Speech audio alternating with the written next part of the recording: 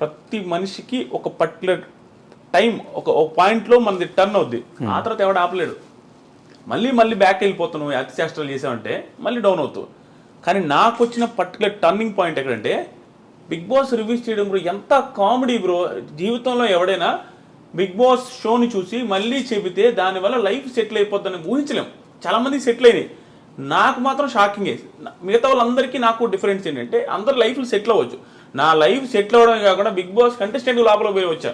అది చాలా మిరాకిల్. అది వెళ్ళి రావడం, అక్కడ సక్సెస్ అయ్యి రావడం. అక్కడ నాకు టర్నింగ్ పాయింట్ ఎక్కడొచ్చిందంటే హెవీ ప్రాబ్లమ్స్ ఫేస్ చేసిన ఆదిరెడ్డి. ఎంత ప్రాబ్లమ్స్ అంటే నేను హార్ట్ఫుల్గా చెప్తున్నా, చాలామంది యూత్ అసలు ఫేస్ చేస్తుండ్రు. అన్ని ప్రాబ్లమ్స్ ఫేస్ చేశా. అవి అనుకుంటే కొంతమంది కామెంట్లు అనొచ్చు, అబ్బా చాలామంది ఫేస్ చేశారని. నా ప్రాబ్లమ్స్ నాకు భయంకరంగా ఎక్కువ. అంటే అందరికంటే ఎక్కువ అని చెప్పకూడదు, కానీ చాలా మంది ఫేస్ చేస్తుంటారు చూసారు. ఆ ప్రాబ్లమ్స్తో ఈక్వల్గా ఉంటాయి నా ప్రాబ్లమ్స్. ఆ స్టేజ్ నుంచి ఈ స్టేజ్ దగ్గర రావడం ఎక్కడి నుంచి స్టార్ట్ అయింది అంటే 2018లో బిగ్ బాస్ రివ్యూ స్టార్ట్ చేశాను. అది కూడా ఎంత కామెడీగా స్టార్ట్ చేసిన బ్రో. 2018లో సీజన్ 2 అప్పుడు స్టార్ట్ చేశా. ఎంత కామెడీగా అంటే నా ఫ్రెండ్ ఊరికి వీడియో పెడితే కామెడీగా ఓవర్ హుడీ వేసుకొని చేస్తుంటా. ఎంత పాత హుడీ అంటే ఆ పాత హుడీ వేసుకొని ఇట్లా పెట్టుకొని, అంటే నేనేదో పెద్ద తోపు అనే ఫీలింగ్తో చేస్తా ఉన్నాను. ఎట్ట పవన్ కళ్యాణ్ స్టైల్లో అది వైరల్ అయింది. అన్ని ఛానల్స్ పెట్టుకున్నారు. నా ఛానల్లో 100 మంది సబ్స్క్రైబర్లు ఉన్నారు. ఆ 100 మంది సబ్స్క్రైబర్స్తో అది 8,000 వ్యూస్ వచ్చింది. ఆ రోజు నుంచి ఈ రోజు దాకా మినిమం వ్యూస్ లేకుండా నా ఛానల్లో వీడియో లేదు బిగ్ బాస్ రిలేటెడ్. అది నా లైఫ్లో టర్నింగ్ పాయింట్. దానికి ముందు పడ్డ కష్టాలు కొన్ని చెప్తాను చూడండి. నేనదే లక్ అన్నా చూసారా, ఆ లక్ ఆ టైం ఉంది చూసారా, అది కలిసి వస్తే ఎవడు ఆపలేడు. నాకు కలిసి వచ్చిన పాయింట్ ఇది. దానికి ముందు 30 years బ్రో. నాకు ఈ ఇంటర్వ్యూలో నాకు తెలిసి నేనే మాట్లాడతాను ఎక్కువ.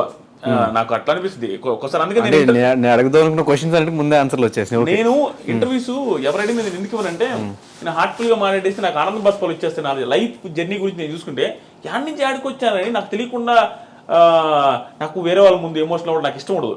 నేను ఎమోషనల్ అయిపోతా. నాకు అలా అనిపిస్తుంది. ఎందుకంటే ఎన్ని పీక్ ప్రాబ్లమ్ చూసి ఇప్పుడు ఎంత హ్యాపీగా ఉన్నాను నాయనని. ఇప్పుడు 30 years ఉన్నాయి బ్రో.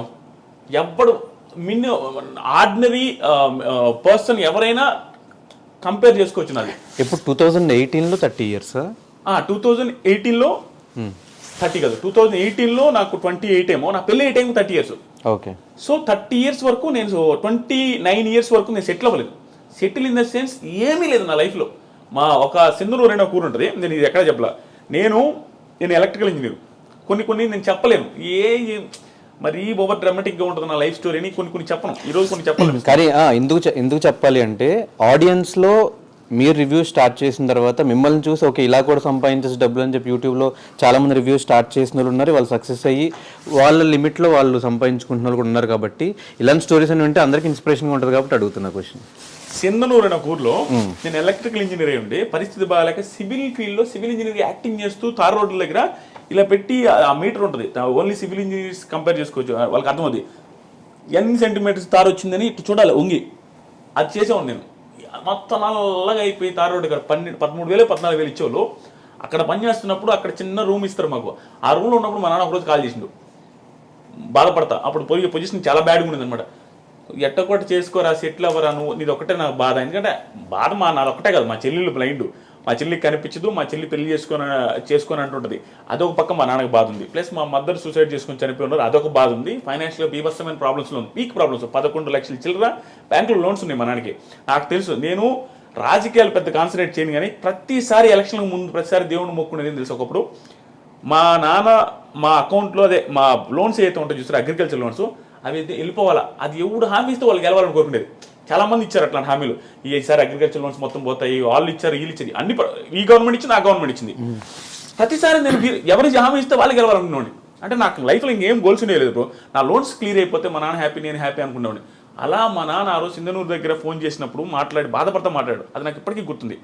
ఆ రోజు నుంచి మళ్ళీ ఆ 30 ఏళ్ళు అని చెప్పేసి పెళ్ళి అయ్యే రోజు వరకు నాకు పిల్లని ఎవరు ఇచ్చేవాళ్ళు లేరు బ్రో. అంటే ఇంకా నా పెళ్లి గురించి టాకే వచ్చేది లేదు మా ఇంట్లో. ఎందుకు సంపాదించట్లేదన్నా? లేకపోతే నేను అప్పుడు ఎంత బ్రో 48 కేజీలు పెట్టినోని. 50 కేజీలు నా హైట్ ఇంతే ఉండదు. 6.3 48 కేజీల వెయిట్తో మా అమ్మ సూసైడ్ చేసుకున్న ఇంటికి ఎవరైనా అంటే ఎందుకు సూసైడ్ చేసుకున్నదో, ఎన్ని ప్రాబ్లమ్స్ ఉన్నాయో, ఆ ఇంటికి మళ్ళీ కోడలు ఎవరైనా ఇవ్వాలనుకుంటారా? ప్లస్ మా ఇంట్లో మా చెల్లెలు అలాగే ఉంది. ఒక పర్సన్ హ్యాండిక్యాప్డ్ పర్సన్ ఉండే ఇంటికి ఎవరు ఇవ్వాలనుకోరు. అలాంటి సిచ్యువేషన్లో ఉన్న నాకు పెళ్లి తాటు మా ఇంట్లో లేదు, నాకు లేదు. ప్లస్ అప్పులు నేను అందరికీ తెలుసు. ఆ పొజిషన్ నుంచి 30s నాకు ఎలా ఉన్నాడు చూడు, నా పెళ్లి కాలేదు, ఎవరికైనా ఒక పర్సన్కి ఎలా ఉంటుంది బ్రో, జాబ్ లేదు, పెళ్లి కాలేదు, అందరూ అడుగుతారు. మన ఫ్రెండ్స్కి మన ఫైనాన్షియల్ ఇదేంది తెలియదు. మన బయటికి ఫ్రెండ్స్కి ఏమంటారు, ఫోన్ చేసి ఏం మామ ఎప్పుడు పెళ్ళి అంటారు. మనం ఏం చెప్పలేము, ఏం చేస్తున్నారు అంటారు, ఏమి చెప్పలేని పొజిషన్. ఆ టైంలో వెనక ముందు ఆలోచించుకుంటే అంటే ఇంకా లిటరల్గా ఆ పొజిషన్ ఎట్లా ఉందంటే నిల్ అనమాట బ్రెయిన్లో. అంటే ఇంక మనకు ఆలోచించడానికి కూడా ఏం ఎట్టబోతే అట్ట వదిలేసిన, అసలు మొత్తం ఫ్రీగా వదిలేయబట్టే బిగ్ బాస్ రివ్యూ చేసిన కామెడీగా. అంటే నీకు ఒక టైం వస్తుంది బ్రో, నేను కాన్సన్ట్రేట్ చేసి నా లైఫ్ని నా కెరీర్ టర్న్ అవ్వాల, నోటుకు వచ్చినట్టు వదిలేస్తే కెరీర్ ఒక మలుపుకి వచ్చింది. అలా కామెడీగా చేసిన బిగ్ బాస్ రివ్యూస్. ఆ తర్వాత నాకు తెలియదు అసలు బిగ్ బాస్ రివ్యూస్ చేస్తే డబ్బులు వస్తాయని కూడా. 30,000 సబ్స్క్రైబర్స్ ఎంతో మానిటైజ్ చేశా. అప్పటి నుంచి డబ్బులు స్టార్ట్ అయ్యింది. 70,000 రూపీస్ ఫస్ట్ ఇయర్ నాకు వచ్చిన రెవెన్యూ. 70,000 రూపీస్ వస్తే మా అక్క నాతో అనేది భయంకరమైన ప్రాబ్లమ్స్ చూస్తున్నాం. మా అక్క కూడా దగ్గరుండి ఎప్పుడైనా వాళ్ళ ఇంట్లో పెట్టుకొని ఫుడ్ పెట్టి వాళ్ళ ఇంట్లో నన్ను బాగా చూసుకుంటున్నాను ఉండేవాళ్ళు. మా అమ్మ చనిపోయిన తర్వాత 70,000 వచ్చిన మా అక్క కాల్ చేసి ఏమన్నా తెలుసా, అమ్మయ్య ఇంకొక 1.5 లక్ష 2 లక్షలు చేసుకోరా మొత్తం, నీకు ఎట్ట కూడా పెళ్లి చేద్దాం, ఆ 2 లక్షలు ఇంకొక లక్ష ఎట్లా కూడా అప్పు చేసి నీ పెళ్ళి అయితే బాగుంటుందని అని. మా అక్క కూడా హోప్ వచ్చింది 70,000 సంపాదించినని. అక్కడ స్టార్ట్ అయిన నా జర్నీ లాస్ట్ బిగ్ బాస్ రివ్యూస్లో ఒక మంత్కి 39 లక్షలు మీరు ఆల్రెడీ చూసుంటారు. అక్కడ దాకా వచ్చింది. నేను ఈ వీడియోలో ఇవి చెప్పేది పొగరుగా చెప్పట్లేదు బ్రో, కొంతమంది జెన్యూన్గా చెప్తున్నాను. కొంతమంది ఫ్యామిలీస్ కానీ, కొంతమంది ఫ్యామిలీస్లో ఉండే పేరెంట్స్ కానీ స్ట్రగుల్ని తీసుకోలేక సూసైడ్ తీసుకుంటారు. ఎగ్జాంపుల్ మా మా మదర్కి పీక్ ప్రాబ్లమ్స్. మా ఇంట్లో అందరికీ ఏంటంటే ఆస్తులు ఉండేవి బ్రో. ఆస్తులు ఎలాంటి ఆస్తులు, మెట్ట ప్రాంతం మాది. ఆస్తులు అయితే ఉంటాయి చెప్పుకోవడానికి, 8 ఎకరాలు 9 ఎకరాలు 10 ఎకరాలు అంటారు, కానీ అవి ఎవడు కొండవు దాంట్లో పంటలు పండవు. ప్లస్ పల్లెటూరులో ఉండేవాడు పీక్ ప్రాబ్లమ్స్ వచ్చినా అవి అమ్మడు. దానివల్ల ఆస్తులు కొంచెం ఉన్నప్పటికి కూడా ప్రాబ్లమ్స్ ఎప్పుడు ఉండే, చేతిలో డబ్బులు ఉండేది లేదు. బర్రెలు ఉంటాయి, బర్రెలు మొత్తం మా అమ్మాయి చూసుకుంటుంది. గెడ్డి మోపులు తెచ్చేది మా అమ్మాయి, వ్యవసాయం చేసేది మా అమ్మాయి, నిమ్మతోట ఉండేది అది కూడా పోయిందిలే, అక్కడికి పోయేది మా అమ్మాయి, మాకు వండి పెట్టేది మా అమ్మాయి, 4 పిల్లకాయలని. అన్నీ చూసుకునేసరికి మా అమ్మకి బాగా, మా అమ్మ కూడా హైట్ ఎక్కువ, సన్నంగా ఉండేది.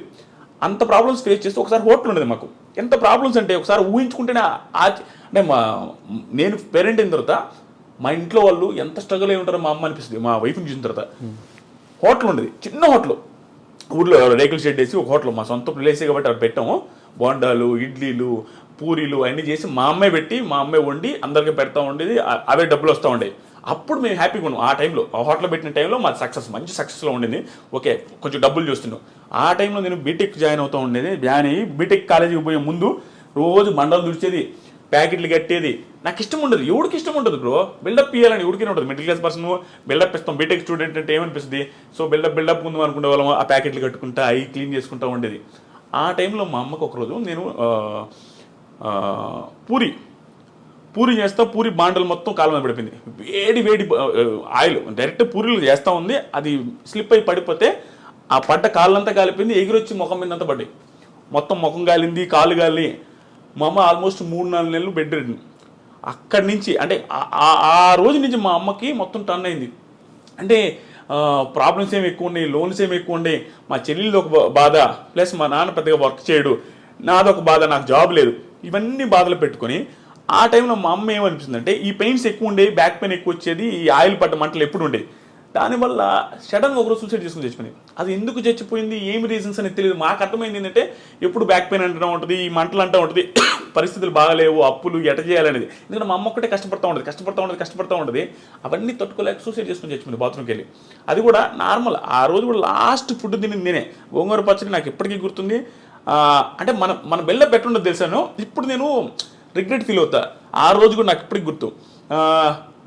ఏంది మా ఈరోజు కూర అంటే పచ్చడి రాని, పచ్చడితో ఏంది అంటే మా ఇది సరే పెట్ట 2 ముద్దలు తిని నేను తినలేను, తిను. మన బిహేవియర్ అట్లా ఉంటుంది. బిల్డప్ ఇస్తుంటాం కదా, ఇసిరేసేది ప్లేట్లు, అదే విధంగా ఉండేది. అటు పెట్టేస్తే మా అమ్మాయి లాస్ట్లో సరే నేను తింటలేపు అన్నది పెట్టేసి మా ఫ్రెండ్ వాళ్ళ ఇంటికి వెళ్ళిన. రోజు ఆడే పడుకునేది మా ఫ్రెండ్ వాళ్ళ ఇంట్లో. ఎందుకంటే చిన్నప్పుడు మా ఇంట్లో దొంగలు పడ్డారు. అప్పటి నుంచి నాకు దొంగలు అంటే భయమే, మా ఇంట్లో పడుకున్నాను. అక్కడికి వెళ్తే నేను వేరే ఫ్రెండ్స్తో ఫోన్ మాట్లాడుతున్నా 11-11 టైంలో. నాకు ఫోన్లు వస్తా ఉన్నాయి మా ఇంట్లో నుంచి నాన్ స్టాప్గా. కట్ చేస్తా ఉన్నా, మనకి ఓవరు కట్ చేస్తున్నా. ఒక టైంలో ఏక ఫోన్ చేస్తానంటే ఇంటికి అడిగినా అన్నాడు. మర్చిపోయింది, నేను ఫోన్ ఎత్తకపోతే నా ఫ్రెండ్ లోపల ఇంట్లో ఉన్నాడు. వాడికి ఫోన్ చేసి అది ఏంది ఫోన్ ఎత్తట్లేదు, ఒకసారి ఇంటికి రమ్మని రాను. వాళ్ళకి మా అమ్మ చచ్చిపోయిన విషయం చెప్పేశారు. అలా చెప్పేశారు. నేను బయట ఫోన్ మాట్లాడుతున్నా నైస్గా. వాడు పప్పు తిన్న అన్నంతో వచ్చిండు బయటికి వచ్చి, మామ మీ ఇంటి దాకా పెద్ద మామ అన్నాడు. నువ్వు పోయి రాపరా, మీ అన్నతో నాకు పని ఉందంటే నువ్వు పోయి రాపరా. వాడేమనంటే ఎక్స్ట్రా చెప్పడు రామమ్మ అనేసరికి సరే అని నేను ఫోన్ కూడా ఫోన్ పెట్టకుండా మధ్యలో కూర్చొని బైక్లో మాట్లాడుతూ ఉన్నా. వాడులో మామ ఫోన్ పెట్టి మామ అన్నాడు. ఫోన్ పెట్టి అన్నాడు. పెట్టేసిన తర్వాత వాళ్ళ తమ్ముడు నా వెనక కూర్చోన్నాడు, నేను మధ్యలో ఉంటే వాడు చెయ్యి నా మీద వేస్తుంటే వాడు పప్పు అన్నం పప్పు అంతా ఉంది. రే హరీష్ ఇటు చెయ్యి కూడా కొడుకోవాలన్నా, రే మనకేం తెలియదు కదా, ఇటు చెయ్యి కూడా కొడుకోలే ముండనాయుడు అంటా ఉన్నా. మర్చిపోయిన అమ్మ అంటాడు. పోతే మా అమ్మ మా ఇంటి చుట్టూ జనాలు ఉన్నారు. ఏంది వీళ్ళందరూ ఈ టైంలో ఉంటే ఏమైనా గొడవ అయింది ఇంట్లో, ఎందుకు ఏంటి అసలు.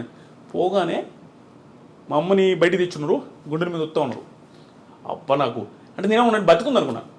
ఎంత అప్పుడు ఇంకా వెంటనే చూడగానే చచ్చిపోయింది. నేను మిద్ది మీద పోయి బీభత్సంగా ఏడ్చిపోవడానికి ఆ రోజు నుంచి దాదాపు 1 month నేను ఫుల్ స్ట్రగుల్ అయిపోయినా. యాక్చువల్గా నేను బాధపడను, ఓ అమ్మ నేను ఎమోషనల్ అయిపోతా స్వామి నిజంగానే. యాక్చువల్గా నేను బాధపడను. ఆ టైంలో నా బాధ అంటే తెలిసింది. అంటే వెరీ రెక్లెస్ క్యాండిడేట్ బ్రో. అంటే రెక్లెస్ అంటే మనకి ప్రేమ ఉంటుంది.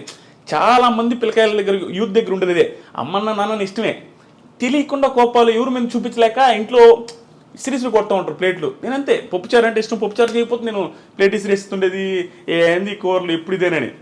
పరిస్థితులు బాగాలేవు, అది మనకు తెలిసినా కూడా బిల్డప్ ఇస్తుంటాం. ఆ సిచ్యువేషన్ అప్పుడు నాకు అన్నీ గుర్తొస్తుంది, ఎంత ఓవర్ చేసామురా అని. కానీ నిజంగా చెప్తున్నా బ్రో, మా అమ్మ చనిపోయే ముందు 2 months 2-3 months మా అమ్మని భయంకరంగా అర్థం చేసుకుంటాను.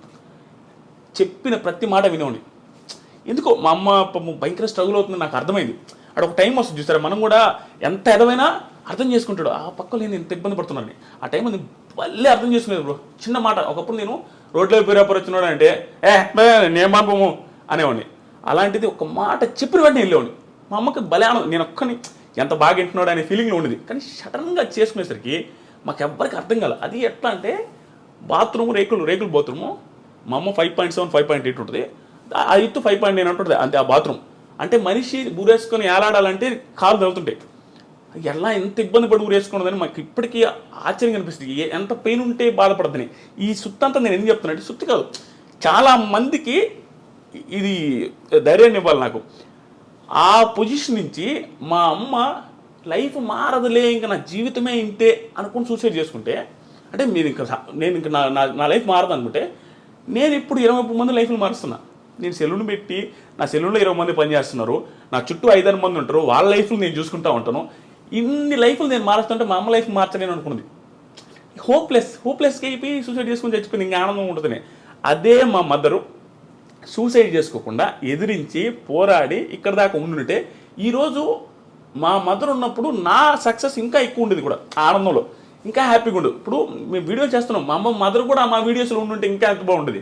ఇవన్నీ ఆలోచించుకుంటుంటే నాకు అనిపిస్తుంది, ఒరే నాయన సూసైడ్ ఎందుకు చేసుకుంటారో, నా లైఫే బెస్ట్ ఎగ్జాంపుల్.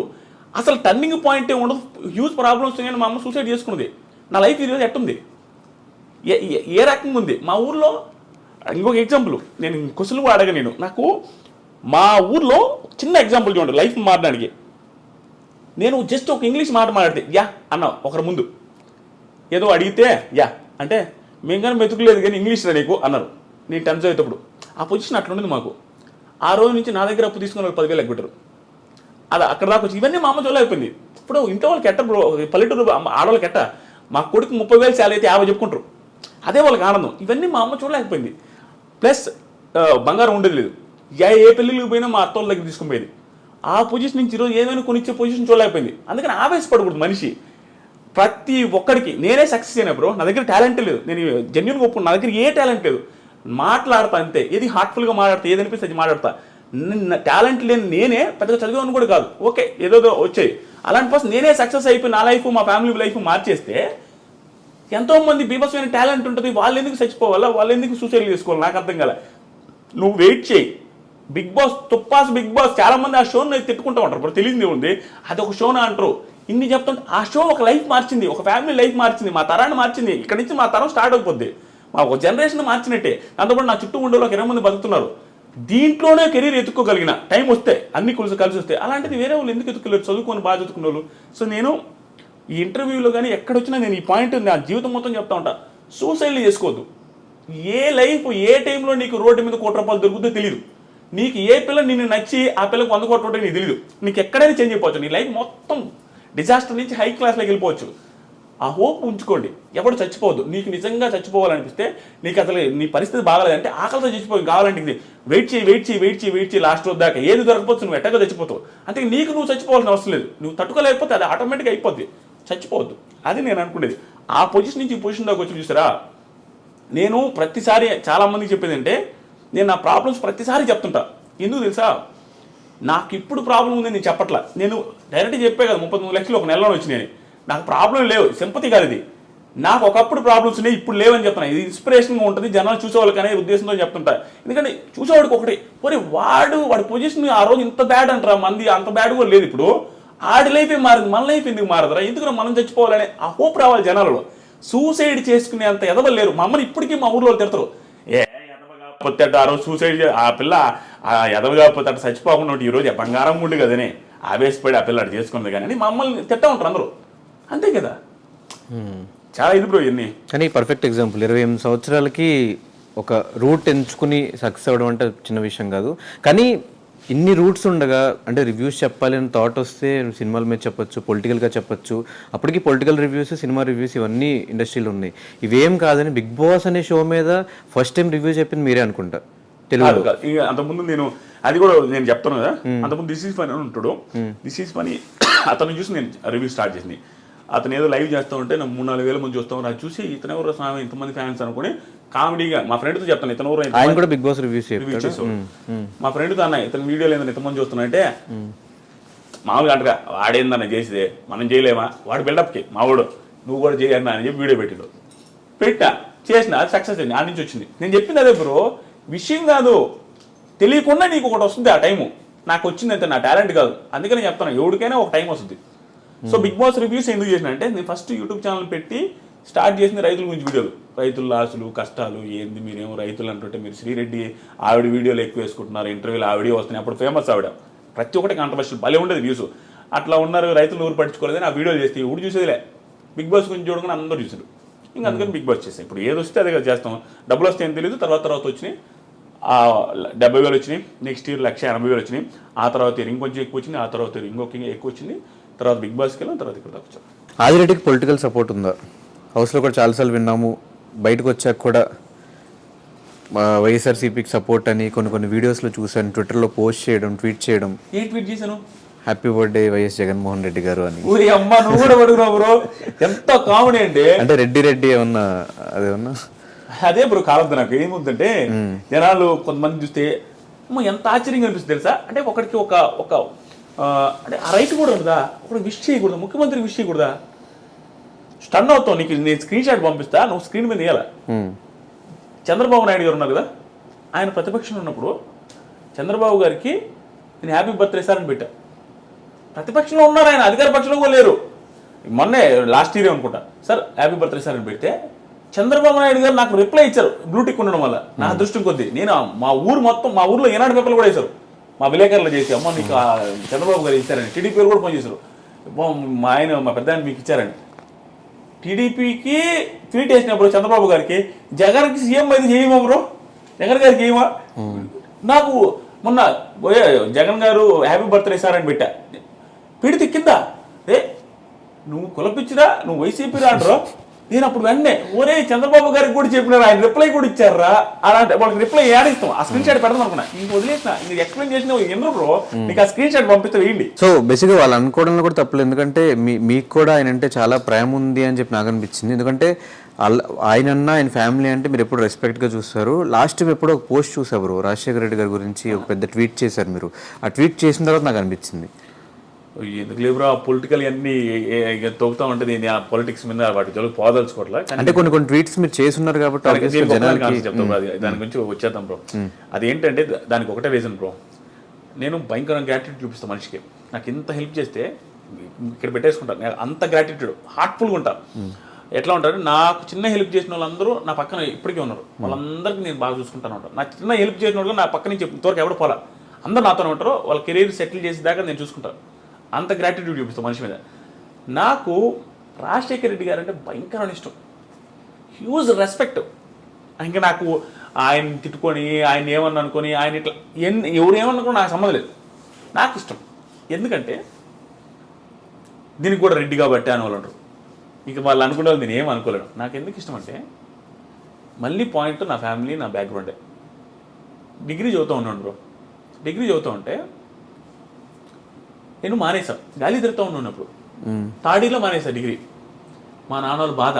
హోటల్లో నేను పని చేసుకున్నా, ఇంకా 1-2 months హోటల్లో పని చేసుకుంటా, అవి తుడుచుకుంటా ఉన్నా. ఆ టైంలో మా ఇంట్లో ఫైనాన్షియల్ సిచ్యువేషన్ బాగాలేదు. నేను చదువు ఆపేసి మందులు కంపెనీలో పనిచేద్దామని, ఎంత దరిద్రం అంటే నేను ఎన్ని ఫేస్ చేసినా అంటే, పేపర్ మీద అప్పట్లో క్లాసిఫైడ్స్ అని వస్తాయి, క్లాసిఫైడ్స్ ఏనాడు పేపర్లో, అంటే జాబులు పడే దాని మీద వస్తాయి అనమాట. జాబులు పలానా జాబ్ ఉంది, ఈ నెంబర్ కాంటాక్ట్ అవ్వండి. ఆ జాబులు చూసి అంటే నేనే పెద్ద తోపు అనుకుంటున్నా, ఇంటర్మీడియట్ మీదే ఒక జాబ్ వస్తుందిలేని. ఆ జాబ్లో హైదరాబాద్లో ఒక మందుల కంపెనీలో మీరు పనిచేస్తే ఇంత ఇస్తామని వస్తే దానికి కాల్ చేస్తే రమ్మన్నారు. అడిగిపోయిన తర్వాత 1000 రూపాయలు కట్టుకున్నాను, నన్ను జాబులు వేశారు బ్రో.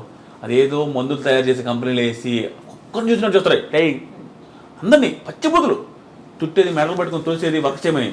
అలాంటి దగ్గర పనిచేసిన ఒకరోజు నైట్ పనిచేసి ఇంకా ఎగురుకుండా భయపడి భయంకరంగా ఇంకా ఆ రోజుతో వెంటనే ఇంటికి వచ్చేసాను. మళ్ళీ వరుణపాడు వచ్చి అక్కడ చదువుకుంటా అని చెప్పాను. దానికి ముందు చదువుకోరా ఎంతమనాలి, ఏం మనిషి రా, డిగ్రీ థర్డ్ ఇయర్లో ఇంత డబ్బులు పెడితే అప్పుడు మానేసినంటే నేను చదవనని చెప్పిన. మళ్ళీ చదువుకోనాటికి చదువుతా అని చెప్పాను. నేను బీటెక్ చదువుతాను, డిగ్రీ చదవనని చెప్పిన. బీటెక్ చదువుతానంటే బీటెక్ చదవనాటికి డబ్బులు ఎక్కడ వస్తాయి? 30,000 36,000 ఉండేది అప్పుడు. 4 సంవత్సరాలకి దాదాపు 1,50,000 అంటే మా దగ్గర అంత సీన్ లేదు అప్పుడు. అప్పులు కట్టుకున్నట్టుకు లేవు. అప్పులు ₹1 మా దగ్గర వచ్చే మాకు సరిపోతున్నాయి. మా అన్న పెళ్ళిళ్ళకైన అప్పులు, మా అక్క పెళ్ళికైన అప్పులు తీర్చడం సరిపోతుంది. అక్కడ బ్యాంకులో లోన్స్ అసలు అట్లానే ఉన్నాయి. అలాంటి సిచ్యువేషన్లో బీటెక్ డబ్బులు పెట్టారు. అంత క్రిటికల్ సిచ్యువేషన్లో నాకు ఫీజు రీయింబర్స్మెంట్ వచ్చింది. అది ఎట్లా వచ్చిందంటే, అది అందరికీ వచ్చిందో లేదో నా అదృష్టం తెలియదు, నాకు దాని గురించి కూడా సబ్జెక్ట్ మీద నాలెడ్జ్ లేదు. ఫీజు రీయింబర్స్మెంట్ నాకు వచ్చింది, నేను ఎంసెట్ కూడా రాయలేదు, అసలు సంబంధం లేదు. నాకు 8,000తో వచ్చింది బీటెక్. 8,000తో నా నియర్ బై కాలేజ్ ఇంజనీరింగ్ చేస్తే 8,000 32,000 నా బీటెక్ అయిపోయింది.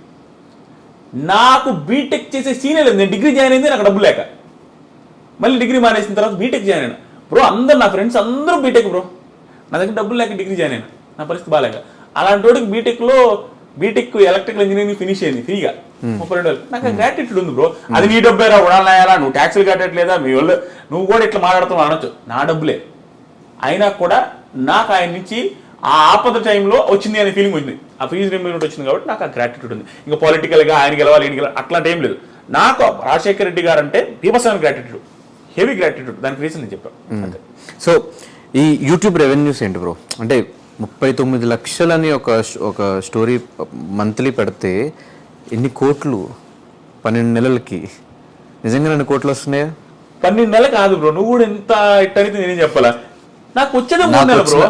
నాకు వచ్చిన నెల పేమెంట్ ఇదే అని చెప్పేసి ఒక వీడియో చూసాను నేను. ఒక నెలకి 39 లక్షలు వస్తుంటే మినిమం 30 లక్షలు వేసుకున్నా, సంవత్సరం అంతా అలాగే వస్తాయా?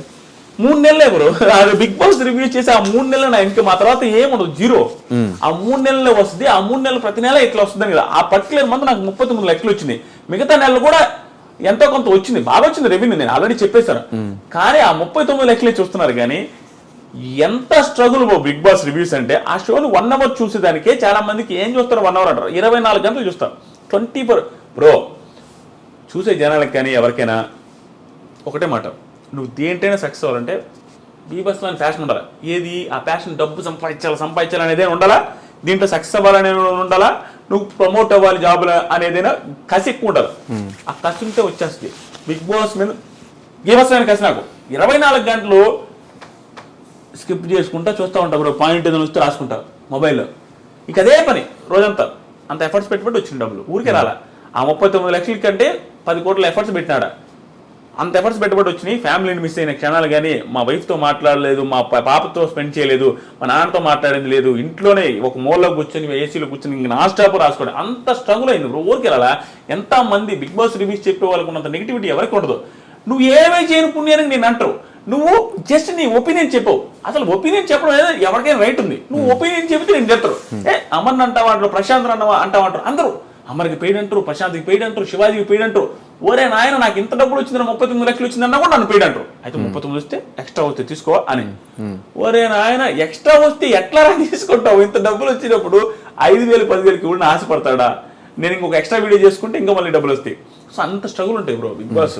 హెవీ టఫ్ రివ్యూస్ చేయడం. ఫ్యామిలీ విషయానికి వచ్చేస్తే మీ ఫ్యామిలీ వీడియోస్ అన్ని చూసినప్పుడల్లా చాలా బాగా అనిపిస్తుంది. కానీ చాలా మందికి ఉండే డౌట్ ఏంటంటే ఇన్ని లక్షల డబ్బులు వస్తున్నప్పుడు ఎందుకు మీ సిస్టర్కి ఇంకా ఆపరేషన్ చేయించకుండా ఇంకా అలా వదిలేయడానికి రీజన్ ఏంటి? పెళ్లి చేయకుండా తను అలా ఉంచేయడానికి, ఇంట్లో ఉంచుకోవడానికి రీజన్ ఏంటి? ఇప్పుడు చాలా మందికి ఆ క్వశ్చన్ ఉంది బ్రో. చాలా మంది అడుగుతూ ఉంటారు. నా రివ్యూస్ కవిత నగర్ వ్లాగ్స్, నా మా ఫ్యామిలీ వ్లాగ్స్ చూసే వాళ్ళకి కొంతమందికి అర్థం ఉండొచ్చు కానీ చాలా మందికి అదే ఏంటి ఇంత వస్తుందని చెప్పాడు, ఇంత సక్సెస్ అవుతున్నాడు, చెల్లెలకి ఎందుకు ఐస్కి బ్లైండ్నెస్ పోవడం కోసం ఆపరేషన్ చేయించలేదని. అది అవ్వదు బ్రో. చూపించాం, మాకు స్తోమత లేనప్పుడు కూడా చూద్దాంలే వస్తుందేమనేసి నెల్లూరు హాస్పిటల్ తిరిగాము, ఒంగోలు తిరిగాము, అట్లా తిరిగి చూపించినప్పుడు ఏంటంటే అక్కడ డాక్టర్లు చెప్పింది అంటే నర్వ్స్ చిన్నవి మా చెల్లెలకి, కళ్ళు ప్రాబ్లం కాదు, కళ్ళకు వచ్చిన నెర్వ్స్ చిన్నవి, ఆ నరాలు చిన్నవి అవడం వల్ల నువ్వు ఐ మార్చి నా అయ్యో నీ అయ్యో ఎవరు చేసినా ఆ ఐకి ఉండే నర్వ్స్ అక్కడ లేవు. ఇప్పుడున్న మా చెల్లెలకు ఉన్నది, మా చెల్లెలు బ్లైండ్ ఎట్లా అంటే చిన్న ఐస్ బ్రో, ఇంతే ఉంటాయి. నువ్వు ఎంత ఆ పిల్ల ఇంత తెరిచినా కూడా ఇంత తెరిచినట్టు ఉంటుంది, చాలా చిన్నవి. దానివల్ల ఏంటంటే ఆ నర్వ్స్ అట్లానే వచ్చినాయి. ఇప్పుడు పెద్దవి మారిస్తే నువ్వు దగ్గర కోట్లునేనో లక్షలునేనో నువ్వు బిల్డప్కి మార్చావనుకో, ఉన్న ఐసైట్ 5% ఉంటుంది. మా చెల్లెలకి ఒక కన్ను ఇలా పెట్టుకుంటే కనపడదు బ్రో, ఇక్కడ వరకే. ప్లస్ ఇంత క్లోజ్గా ఉంటే కనిపిస్తుంది. ఒక కన్ను 0, ఇంకొక కన్ను 5% కనపడుతుంది. ఇట్లా పెట్టుకుంటే కనపడుద్ది. అది కూడా కనపడద్దు అని చెప్పి ఇంట్లో ఈ విల్లాకి వస్తే మొత్తం ఒక 10 నిమిషాలు అటు ఇటు తిరిగిందంటే ఇంక నువ్వు ఏది దమ్మని తెచ్చేస్తుంది. కనపడి కాదు, అంచనాతో తెచ్చేస్తుంది. నువ్వు మధ్యలో అటు పోయినప్పుడు ఏదైనా అడ్డం పెట్టు తన్నేస్తుంది, పాప ఉన్నా తొక్కేస్తుంది. కానీ చాలా జాగ్రత్తగా పాప గజ్జలేసాం, ఎందుకంటే పాప ఉన్నదని తెలియాలని అన్ని తీసుకుంటా ఉన్నాం. కానీ ఆపరేషన్ చేయించడానికి పాసిబిలిటీ లేదు బ్రో. ఇంకా జీవితాంతం అలాగే ఉంటుంది. ఈవెన్ ఐసైట్ తగ్గుతూ ఉంటుంది ఆ ఉన్న 5% కూడా. చాలా మందికి డౌట్ ఏంటంటే వంట చేస్తుంది కదా కనిపిస్తుంది ఏమో, కనిపించి కూడా వీళ్ళు యాక్టింగ్ చేస్తున్నారు అనుకోవడం. జెన్యున్గా దగ్గర నుంచి చూస్తే గీతు కూడా వచ్చింది కదా మా ఇంటికి, ఎవరికైనా అర్థమైపోద్ది. కళ్ళ ముందు చూస్తే మాత్రం ఆ పిల్ల కనిపించేంత కాన్ఫిడెంట్గా ఉంటుంది తప్ప కనపడదు. జస్ట్ వెరీ లైట్గా కనపడుద్ది, అది ఒక్కొక్కసారి అసలు కనపడదు. బయటికి వెళ్ళిన ప్రతిసారి నేను కవితను పట్టుకొని ఉంటుంది. దీనికి మాత్రం అప్రిషియేట్ చెప్పాల్సింది మా వైఫ్కి బ్రో. నేను ఏందాక చెప్పిన స్టోరీ ఏదైతే ఉందో 30 సంవత్సరాలప్పుడు 30 years టైంకి పెళ్లి కాని పొజిషన్ నుండి ఇంట్లో బ్లైండ్ పర్సన్ పెట్టుకున్న పర్సన్కి ఎంత బాధ ఉంటుందో ఆ పెళ్లి చేసుకునే అమ్మాయి నుంచి కూడా ప్రెసెన్స్ అంతే ఉంటుంది. మీ చెల్లెలు నా దగ్గర ఉండొద్దు, మీ చెల్లెలు కళ్ళు కనిపించిన ఆ పిల్లని నేను చూసుకోను, మీ నాన్న నా దగ్గర ఉండొద్దు, ఇవే కదా ఎవరిని పెట్టేది. ఈ రోజుల్లో 90% 95% లేడీస్ పెళ్లి చేసుకునే ముందు నేను నీతో ఉండాలా, మన ఇద్దరు హ్యాపీగా ఉండాలా, ఆ పిల్ల ఈ పిల్ల ఉంటుందని పెళ్ళే చేసుకోరు. కానీ కవిత మా నాగలక్ష్మి ఉండి కూడా పెళ్లి చేసుకోవడం, ఇప్పుడు బయటకు వస్తే నేను చేతులు పట్టుకుని మా చెల్లెల్ని కనపడదు కాబట్టి తీసుకెళ్లే క్షణాలు ఎలాగైతే ఉంటాయో మా కవిత కూడా అట్లానే పట్టుకోలేదు. ఇది వెరీ రేర్ బ్రో.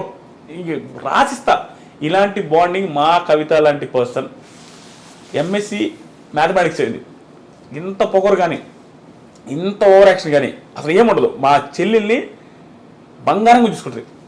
బంగారం అంటే నువ్వు తినకపోయినా కూడా సీన్స్ అవుతుంది, ఏదైనా ఆలోచన తినకుండా అంటది, అంత ప్రేమ చూసుకుంటుంది. చేతులు పట్టుకుని వెళ్ళద్ది, ఎంత నామోషి ఫీల్ అవ్వదు. గుడికి వెళ్తున్నా కూడా పట్టుకొని ప్రదక్షిణలు చేస్తున్నా తిప్పి చూపిస్తుంది. శారీ కట్టేటప్పుడు ఆ పిల్లకి అర్థం కాకపోతే ఈ ఏ దాంట్లో వేస్తాం, ఏ దండ వేయాలా ఏది వేయాలి అనేది చూసి వేస్తుంది. 1-2 సార్లు తీసేస్తుంది. చీర ఏదైనా ఉన్న ఐరన్ చేయమన్నా కూడా కొంచెం ముడతలు పెడితే చూసి చేస్తుంది. ప్రతి ఒక్కడే బ్రో ఆడపిల్లల ప్రాబ్లం ఉంటుంది చూస్తారా, ఆ ప్రాబ్లమ్స్ అన్నీ కూడా దగ్గర నుండి చూసుకుంటుంది. ఆ పిల్ల నాకు ఆశ్చర్యం అనిపిస్తుంది. నా అదృష్టం బ్రో నిజంగా. లేకుండా ఉంటే ఎన్ని స్ట్రగుల్ వస్తాయి అంటే, నాకు ఫ్యామిలీ అంటే పిచ్చి బ్రో, మా నాన్న మా చెల్లెన్న ఇష్టం. అలాంటిది అర్థం చేసుకుని పిల్లం వచ్చింటే నేను ఎన్ని లక్షలు సంపాదించిన లైఫ్లో హ్యాపీనెస్ ఉండదు. ఏముంటుంది, నీ చెల్లెలు నాకు ఆడొద్దు, మీ నాన్న నాకు ఆడొద్దు అంటే నేను ఏం చేయగలను, నాకు హ్యాపీనెస్ ఉండదు. ఎందుకంటే నాకు ఫ్యామిలీ అంటే ఇష్టం. నేనుగా వదలలేను బ్రో. కొంతమంది ఎదవలు మూర్ఖులు, నేను పాయింట్ వచ్చింది కూడా చెప్తా, ఎలా బ్రో పేరెంట్స్ని వదిలేస్తారు, ఎలా బ్రో, ఎంత ఎదవలైనా చూసుకోవాలి కదా బ్రో. నిన్ను కని నీ వచ్చెత్తి పోసి నీ పెంట గడిగి ఇంత చేసి నీకు ఏది కావాలంటే ఇచ్చి ఎవడికి ఉండిపోయి సాకిన వాళ్ళు చాలా తక్కువ. లేకపోయినా సాగితే నువ్వు టైంకి వచ్చేసరికి నువ్వు కూడు పెట్టడానికి బాధపడితే ఎట్లా బ్రో. నువ్వు ఎదిగి నీ ఒక సిచ్యువేషన్కి వచ్చేసరికి మీ అమ్మ మీ నాన్న గట్టిగా 10 సంవత్సరాలు బతికేది చాలా మంది. ఆ 10 years చూడలేవా, 30 సంవత్సరాలు నువ్వు ఎన్ని ఎదవ చేష్టలు చేసుంటావు అన్నీ చూసారు, నువ్వు చూడలేవా? అలాంటిది ఎట్లా వదిలేస్తారు? నాకు ఆశ్చర్యం అనిపిస్తుంది. నాకు మాత్రం బ్రో ఇంట్లో వాళ్ళు అంటే బీభత్సం ఇష్టం. నేను తిడతా మా ఇంట్లోనే, మా చెల్లిని తిడుతుంటా, మా చెల్లితో క్లోజుకుంటా, మా నాన్న అరుస్తుంటా ఏదైనా తప్పు చేస్తే. కానీ నాకు బీభత్సం ఇష్టం. అంటే వాళ్ళ గురించి ఆలోచిస్తే ఎక్కువ. కానీ ఎప్పుడు మీ ఫ్యామిలీలో మీరు మీ సిస్టర్ మీ ఇద్దరే కనిపిస్తారు కానీ మీకు ఒక బ్రదర్ ఉన్నాడు, ఆయన ఎక్కడ మీరు ఆన్ స్క్రీన్ చూపించకపోవడానికి, ఎక్కడ చెప్పకపోవడం రీజన్ ఏంటి? రీజన్ ఏం లేదు బ్రో, ఈ మధ్య కనపడదు, ఈ మధ్య చూపించం కూడా కనపడతా ఉంటాడు, మనం కూడా అయ్యప్ప సొమ్మాలేసి తెలిసాం. ఏంటంటే ఆయన విలేకరు, పల్లెటూరులో ఉంటాడు, మా ఊర్లోనే ఓన్ ఊర్లోనే మా పొలాలంతా వ్యవసాయం చేసుకుంటా ఉంటాడు, జర్నలిస్టు. సో అక్కడ ఉండిపోతాడు తప్ప దానివల్ల ఏం రిలేషన్ బ్యాడ్ ఏం లేదు. మాకు దేవుడు దయ వల్ల బ్రో, చెప్తాను కదా టైం అని, ఆ టైం వచ్చేసరికి మా అన్న హ్యాపీగా ఉండు, మా అక్క హ్యాపీగా ఉండు, నేను హ్యాపీగా ఉన్నా. మా అక్క బేల్దారి మేస్త్రికి ఇచ్చి పెళ్లి చేసాం. బేల్దారి మేస్త్రికి ఇచ్చి పెళ్లి చేసేటప్పుడు నేను అనుకున్నా, నేను బాగా ఓవర్ అప్పుడు మేస్త్రికి ఇచ్చేది అంటే మనకి ముడ్డెనక లోన్లోనే అనేది తెలుసు, ఆయన కూడా మనం ఏది తోపని అంటే పిల్ల చేస్తలో మా నాయన చెప్తా ఉంటాడు, ఒరే మన పరిస్థితి బాగాలేదని, మేస్త్రికి ఇచ్చేది బేల్దారి మేస్త్రికి మంచోళ్ళకి ఇక అని. అంటే మన పరిస్థితి అసలు బాగాలేదు, ఆడ దొరకడమే కష్టమో అనుకుంటేమో నేను ఓవర్ చేసేది. కానీ మా బావ ఇప్పుడు కావల్లో బిజియెస్ట్ బేల్దారి మేస్త్రి. టైం బ్రో, వాళ్ళు బీభత్సమైన స్ట్రగుల్స్. వాళ్ళు హైదరాబాద్ చిన్న రూమ్లో ఉంటే ఆ రూమ్లోకి వెళ్ళి నేను ఉండేది, ఒకే రూమ్లో మా బావ తమ్ముడు, మా అక్కకి 2 పిల్లకాయలు, ఆడుండేవాళ్ళు, నేను కూడా ఆడు పోయి 2-3 నెలలు ఉన్నా. చిన్న రూమ్లో బాత్రూమ్లు అన్ని 3 ఉంటాయి, 20 మంది 30 మంది అక్కడే ఉండాలి. అక్కడి నుంచి స్టార్ట్ అయ్యి 100 రూపాయలు కెరీర్ స్టార్ట్ చేసి ఈరోజు బిజియెస్ట్ బేల్దారి మేస్త్రి, ఇల్లు కట్టిస్తుంటాడు. టైం అంతే, చెప్పని చేంజ్ అయింది. ఇన్ని ఎగ్జాంపుల్స్ ఉన్నాయి లైఫ్ చేంజ్ అవ్వడానికి, అందుకని సూసైడ్ చేసుకోకూడదు. ప్లస్ మా అన్న కూడా లైఫ్ చేంజ్ అయింది, అందరూ బాగున్నాం. కానీ పోయేలోపు ఒక 100 మంది లైఫ్ని మారుస్తా అని చెప్పి ఒక స్టేట్మెంట్ చేశారు, ఎక్కడ దాకా వచ్చినాయి ఆ పనులని కాదు బ్రో, నేను అది నెంబర్ అట్లా పెట్టాను. కానీ నాకు మాత్రం బ్రో, నేను ఎవరు ఏమనుకున్నా ఎవరు ఏమనుకోకపోయినా నా చుట్టూ ఉండే వాళ్ళకి నా నుంచి ఎవరైతే హెల్ప్ పొందారో, నేను ఎంతమందికి హెల్ప్ చేశానో వాళ్ళకందరికీ తెలుసు. నేను ఇంకా అందరికీ హెల్ప్ చేయలేను, ఉన్నవాడికి అందరికీ హెల్ప్ చేసి ఉంటే ఇటు చేశాడు అనొచ్చు. నేను చాలా మందికి హెల్ప్ చేసా, హెల్ప్ చేసిన వాళ్ళకి హెల్ప్ పొందిన వాళ్ళకి మాత్రమే తెలుసు. నేను నా మైండ్ సెట్ ఎలా ఉంటుందంటే, ఇప్పుడు నేను హెల్ప్ చేయలేను బ్రో, కానీ నా దగ్గర నేను ఒక మనిషికి భారీ స్థాయిలో ఊహించలేనంత స్థాయిలో హెల్ప్ చేసే మైండ్ సెట్ ఉంది నాకు. కానీ అలాంటి స్థాయి హెల్ప్లన్నీ కూడా నేను ఇందాక చెప్పినట్టుగానే నా ఫ్యామిలీ మళ్ళీ బ్యాక్కి వెళ్ళినా కూడా ప్రాబ్లం లేదు, మా ఫ్యామిలీ ఇంక బ్యాక్కి వెళ్ళే సీనే లేదు, స్టాండర్డ్ మా ఫ్యామిలీకి ప్రాబ్లం లేదు అనే రోజు దాకా వచ్చేంత వరకు నేను పెద్ద హెల్ప్లు చేయలేను బ్రో, భారీ హెల్ప్లు చేయలేను, నాకుంది. ఎందుకంటే నేను మళ్ళీ వెనక్కి వెళ్ళి చూడలేను, చాలా బాధపడ్డా. ఆ పొజిషన్ రాకుండా ఉన్న వాళ్ళు ముందు స్టాండర్డ్ చేస్తున్నా ఫ్యామిలీని, వ్యాపారం కావచ్చు, అన్ని రకాలుగా సెట్ చేసుకొని అక్కడి నుంచి నేను బీభత్సంగా హెల్ప్ చేస్తే స్టిల్ నేను చాలా మందికి హెల్ప్ చేస్తున్నా, నా చుట్టూ ఉండే వాళ్ళకి హెల్ప్ చేస్తున్నా, చాలా మంది నాకు హెల్ప్ అడిగిన వాళ్ళకి హెల్ప్ చేస్తున్నా. అందరూ మోసాలు చేస్తున్నారు నిజమేనా? ఓ ఆయన అది నాకు మొన్న ఇన్స్టాగ్రామ్ స్టోరీ కూడా పెట్టాం బ్రో, రీల్ కూడా. అడిగిన వాడు అందరూ నేను ఇంకివ్వను డబ్బులు, నేను ఎవ్వడికి ఇవ్వను డబ్బులు. అంటే నాకు వచ్చి పలానా ప్రాబ్లం అని చెప్పి ఏ చెప్పినా కూడా నేను డబ్బులు నమ్మి ఇవ్వట్లేదు, ఆపేసా. నాకు ఏదైనా జెన్యూన్ కనిపించి నా టీం తరపు నుంచి కానీ ఎవరైనా వస్తే నేను పర్సనల్గా హెల్ప్ చేస్తాను, నన్ను అడిగిన వాడికి ఇవ్వను. ఎందుకంటే ప్రతి దాంట్లో మోసం బ్రో. ఎదవనాయాలు ఎట్టున్నారంటే, నువ్వు ఎంత మంచిగా ఉంటే అంతమంది మోసం చేస్తారు. నువ్వు ఎదవ అయితే నీ నోడు మోసం చేయలేడు బ్రో. నువ్వు మంచిగా కనపడు, ప్రతి ఒక్కడు పక్క పెట్టాడు. ఏంది బ్రో, మా ఇంటికాడ ఇల్లు కడుతున్నాడు కొత్త ఇల్లు, ఆ ఇంటికాడికి టీ తెచ్చిచ్చాడు ఒక అతను. అతని వీడియో చూస్తుంటే తమ్ముడు ఖచ్చితంగా నువ్వు వచ్చి కనపడాలా, ఎందుకంటే అతను ఎర్రగా బుర్రగా ఉంటే టీ తెచ్చిచ్చాడు బ్రో. టీ తెచ్చి అమ్ముతా ఉండు, నేను టీ తాగను, అమ్ముతా ఉంటే నాకు కొంచెం ఏదైనా ఇంట్రెస్టింగ్ అనిపించి చాలాసేపు మాడతా. నీకు కూడా తెలిసిందా, ఆడను వచ్చిన మనం తిన్న కల్లుబాయి డాబాలు కూడా అందరితో మాడుతుంటా, సర్వర్తో ప్రతి ఒక్కరితో ఏ ఊరు ఏంది అన్ని కనుక్కుంటా ఉంటా. అలాగే వాడిని కూడా ఏం తమ్ముడు టీ, అతను ఏంటంటే లోనాలో వచ్చి ఫ్లాస్క్లో టీ అమ్ముతున్నాడు స్కూటీలో వచ్చి. ఏం తమ్ముడు స్కూటీ ఎంత టీ ఎంత సెట్ కావట్లేదు, ఎడిగిందుకు అమ్ముతున్నావు, షాప్ పెట్టుకోవాలి కదా, షాప్ లేకుండా ఎడిగింది అన్న ఎంత సంపాదిస్తున్నావు అంటే, రోజుకి 2000 ఆదాయం వస్తున్నాడు, 30 రోజులకి 60,000 సంపాదిస్తున్నాడు. నేను భయంకర ఇన్స్పిరేషన్ అనిపించిండు. అరే నాయన ఎవడో, నేను అన్నిటికీ రిలేట్ చేసుకుంటా, ఎవడెవడో సస్తా ఉంటారు కదరా, ఈడు చూడరా నాయన పిల్లడు ఎంత బాగా కష్టపడుతున్నాను, నేను మనసులో భయం హ్యాపీ అనిపించి తిరిగేది. తమ్ముడు షాప్ పెట్టుకోవచ్చు కదా, పక్కన వాళ్ళని అడిగేది, నేను టీ తాను కదా, ఎట్టుందన్నా పలానా టీ ఎట్టుందంటే బాగానే ఉందన్నాడు. మరి టీ కూడా బాగుందండి కదా, షాప్ పెట్టుకోవచ్చు అంటే డబ్బులు లేవు కదన్నా అన్నాడు. నేను ఎంత ఉడాలన్నాయో చూడు, వెంటనే ఇంక స్పాట్ నేను ఇస్తాను, నేను ఇస్తా అనమే కాదు, అక్కడ మనం ప్లాట్ తీసుకున్నావు 46, దాంట్లో నువ్వు రేకుల షెడ్ వేసుకో, అడిగేది కూడా చూసుకో. నువ్వు తెలిసి నేను ఎప్పుడు అమ్మను తమ్ముడిది, దాంట్లో రేకుల షెడ్ వేసుకొని టీ బొంగు పెట్టేసుకో, ఆ టీ బొంగు కూడా నేను డబ్బులు ఇస్తావు, నువ్వు పెట్టుకో, సెట్ అయిన తర్వాత నాకు ఇద్దు అన్న. థ్యాంక్ యూ అన్న, థ్యాంక్ యూ సో మచ్ అన్న. అది అన్నాడా. తర్వాత అడగల మనోడు టీ అమ్ముకుంటాను, ఒక 20 రోజులకు వచ్చి అడిగిండు బ్రో, 50,000 అడిగిండు, 50,000 ఇచ్చారు. ఇంక మళ్ళీ కనాలి, మధ్యలో ఒక రోజు కనిపించిండు, ఏదో జాబ్ అన్నాడు వస్తానడు మళ్ళీ రాలా. చాలా బాధేసింది నాకు. అంటే ఆ మనిషి గురించి ఎంతమందికి చెప్పేది నేను నా వ్లాగ్ ఛానల్ కూడా ప్రమోట్ చేసిన అతని చూపించి జమ్ అట్లాంటి వాళ్ళు రాని. కానీ అలాంటి పర్సన్స్ హ్యాండ్ ఇచ్చినప్పుడు నిజంగా జెన్యున్గా ఒకటి వచ్చి హెల్ప్ అడిగితే వద్దురా దండం ఇలా ఇవ్వండి నమ్మకూడదు అని నిజంగా హెల్ప్ చేయాలని కూడా హెల్ప్ చేయలేకపోతాం. అట్లా అయిపోతుంది. ఇట్లాంటి నాకు ఇన్నేని బ్రో, నేను హెల్ప్ చేస్తే చాలు, నేను ఎవరు నమ్మినా కూడా వాడు భస్మం. వాడు నేను మంచితనం చూసి వీడైతే మంచి ఎరుపప్పు దొరికాడు అన్నట్టుకు వచ్చి శుద్ధి చెప్పి డబ్బులు తీసుకుంటారు. ఏముండదు. ఒకడైతే నా రూమ్లో ఇంట్లో పడుకుంటా ఉంటారు, రేకుల షెడ్లో ఏసీ ఉంటుంది, ఆ రూమ్లో పడుకుంటా ఉండదు. 2 రూపాయలు స్టూడియోలో ఒకప్పుడు అందరు రివ్యూ చూసి వాళ్ళు తెలుసు. పడుకుంటుంది, మామ బాగాలేదు మామ 30,000 కావాలంటే ఫోన్పే నెంబర్ చెప్పరా అనేసి కొట్టేసి పడుకున్నా. ఇంకంతే ఆ 30,000. ఇట్లాంటి చాలా కేసులు ఉన్నాయి. అని అడిగితే అసలు ఎంత దారుణం అంటే రేపిస్తే ఇల్లుండిస్తా వదిలేసిన. ఇట్లాంటి చాలా ఉన్నాయి, లక్షల్లో ఉన్నాయి. అది చూసిన తర్వాత నేను అందరికి చెప్పింది కూడా ఇన్స్టాగ్రామ్లో చెప్పింది ఇప్పుడు చెప్తున్నా మళ్ళీ, నువ్వు డబ్బులు ఇవ్వదు దొరికి ఇస్తే నీకు ఇచ్చే అంత స్తోమత ఉంటే అవతల 1,00,000 అడిగాడా ఆ 1,00,000 ఇచ్చేయి.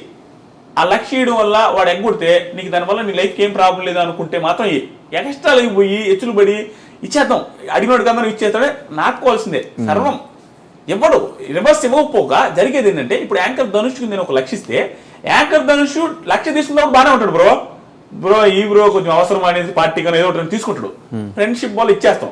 ఇచ్చేసిన తర్వాత నాకు యాంకర్ ధనుష్కి రోజు హ్యాపీ బర్త్డే బ్రో అంటే happy birthday bro, thank you bro, happy new year అన్నీ ఉంటాయి. డబ్బులు ఇచ్చిన తర్వాత 15 రోజులు ఇస్తాను యాంకర్ ధనుష్, 16 రోజుల నుంచి నేను మెసేజ్ చేస్తే ఎత్తడు, ఫోన్ చేస్తాడు. ఎందుకు అతనికి డబ్బులు లేవు ఇవ్వలేకపోతున్నాడు అనే ఫీలింగ్తో అబ్బాయి ఎట్లేదు అబ్బాయి బాగోదనేసి దూరం అయిపోతాడు. మన ఇద్దరి మధ్య ఉన్న ర్యాప్ మొత్తం పద్దాడు నుంచి నేను సీరియస్ అవడం స్టార్ట్ అవుతా, నువ్వు ఫీల్ అవుతావు, ఇంక మాట్లాడుకోవడం మానేస్తావు, శత్రువు వచ్చేస్తుంది ఎనిమి. నువ్వు 10 మందితో చెప్తావు డబ్బులు ఇచ్చింది కానీ స్పీడ్ ఇస్తాడు యాదిరెడ్డి సోది ఆయన కాక డబ్బులు ఇచ్చిండు అనేసి 4గురితో చెప్తావు. సో నువ్వు డబ్బులు ఇచ్చి 1,00,000 ఇచ్చి శత్రువుని చేసుకున్నట్టే ధనుష్ని. కానీ అదే 1,00,000 రూపాయలు నేను ఇచ్చినప్పుడు ఆ 1,00,000 వల్ల నాకు ఇంపాక్టే లేదు, నా వల్ల పోయేదేం లేదు అన్నప్పుడు 1,00,000 వదిలేస్తే ఇంకా ధనుష్తో నాకు ర్యాపో ముక్కుని అలాంటి సిచ్యువేషన్ డబ్బులు. అంతేగాని నువ్వు ఊరికే డబ్బులు ఇచ్చేసి ఎనిమిది తెచ్చుకోవద్దు. ఇంకొకటి తీసుకున్నాడు కూడా ఎట్లా ఉండాలి బ్రో అంటే చాలా తక్కువ ఉన్నారు, తక్కువేంది బ్రో 99% ఇట్లానే ఉన్నారు బ్రో మోసమే. 1% మాత్రమే ఒరే వాడు అడగ్గాని ఇచ్చాడు, నువ్వు తల తాకట్టు పెట్టినా ఏదైనా చెయ్యి, వాడికి అవసరమైనప్పుడు అడిగినప్పుడు ఇవ్వాలి. ఏంది బ్రో నేను 1,00,000 రూపాయలు నీకు అప్పుకి ఇచ్చానంటే నాకు ఆ 1,00,000 అవసరమైన టైంకి నువ్వు ఎగ్గొడితే ఏదో నడుకోవాల్సి వస్తుంది. ఎవరికైనా నమోషం ఉంటుంది కదా, నేను ఒకటికి ఇచ్చి నేను అడుక్కుంటున్నాను నీకు ఊడి మళ్ళా ఆ సిచ్యువేషన్ డబ్బులు తీసుకున్నప్పుడు నీకు ఇచ్చిన వాడికి తేవకూడదు ఊడు కూడా ఇవాళ స్పాట్లో తెచ్చేయాలి ఏదో ఒకటి. అట్లా లేదు బ్రో, అది నాకు బాగా బుద్ధి వచ్చి ఇన్స్టాగ్రామ్ స్టోరీ పెట్టా, ఇంకోటి రాకుండా ఉంటాడు వీళ్ళు స్టోరీ అన్ని పెట్టి పనులకు మహాప్రభాన్ అది 12 లక్షల మంది చూసారు నిజాలు. ఎవరన్నా అడిగితే చెప్తా వెయిట్ అనగానే ఫోన్ పేలో డబ్బులు వేస్తాం అనుకుంటారు, ఆ లింక్ కాపీ చేసేస్తా చూసుకోరా ఇంకంటే అనిపించి తెరే చేయలేదు బ్రో. భలే బాధేసింది. కింద కామెంట్లు కూడా ఎవడో గట్టిగా దెబ్బేశారు నేను ఒకడు కాదు చాలా మంది వేసారు. ఇంకా మనం ఏం చేయలేదు, చెప్పుకుంటే సిగ్గుచేటు మనల్ని అంటారు ఎందుకు ఇచ్చా అంత నమ్మకంగా. నేనంతే బ్రో, నేనంతే, నీకు తెలుసు ఇందాక గీత కూడా చెప్తా ఉన్నాను నిన్న కూడా నీకు అంతే నేను చేస్తావు.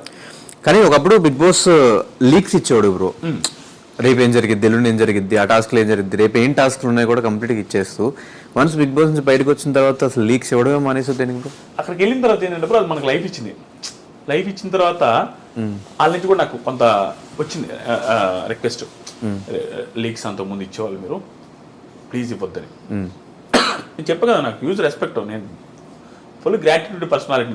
నాకు ఒకటి ఇంత చేస్తే నేను ఇంత చేస్తాను, అవకాశం వచ్చిన ప్రతిసారి నేను చేయడానికి ట్రై చేస్తూనే ఉంటాను అంతే. నాకు ఇప్పుడు రాహుల్ అన్న వచ్చిన సెలూన్గా రిబన్ కటింగ్ చేశారు కదా, రాహుల్ అని ఏది లైఫ్ అంతా నేను గ్రాటిట్యూడ్, ఏదైనా కూడా రాహుల్ అన్నకి వెళ్ళిపోద్ది అనుకుంటే నేను చేస్తూనే ఉంటాను. ఆయన చెప్పలే నేనే చేస్తుంటా, తెలియకుండా ఆయనకి ఏమైనా అవసరం నేనే రీల్ చేస్తా, ఆయనకి ఏమైనా అవసరం నేనే షేర్ చేస్తా, ఆయన అడగడు.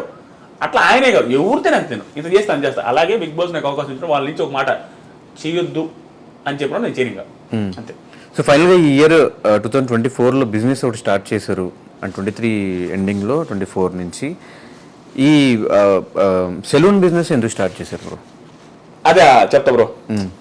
నాకు 2 బిజినెస్ బ్రో, బిజినెస్ ఐడియాలు కూడా ఇస్తాం మన వాళ్ళకి. ఏంటంటే నాకు ఒక బిజినెస్ వచ్చి సెలూన్ ఫస్ట్ నుంచి ఎందుకో నేను చెప్తా, 2 వచ్చి కారు వాష్ ఒకటి. మూడోది వచ్చేసరికి ఏదైనా రెస్టారెంట్ లాంటిది ఏదైనా ఫుడ్ రిలేటెడ్ ఏదైనా పెట్టుకుందాం. ఆ 3 ఎప్పటి నుంచి అనమాట 2018 నేను డబ్బులు సంపాదించడం స్టార్ట్ అయినప్పటి నుంచి ఈ 3 ఒకటి పెట్టుకుందామని ఉంది. ఎందుకంటే అది లైఫ్ లాంగ్ ఎప్పుడు ఉంటుందని అనిపించింది. ఎందుకంటే కార్ వాష్ నేను ఎక్కడికి వెళ్ళినా కార్లో అక్కడ వెయిటింగ్లో ఉంటాయి. ఆడు వాష్ చేసేసరికి మనం ఒక అరగంట 2 గంటలు ఆగాల.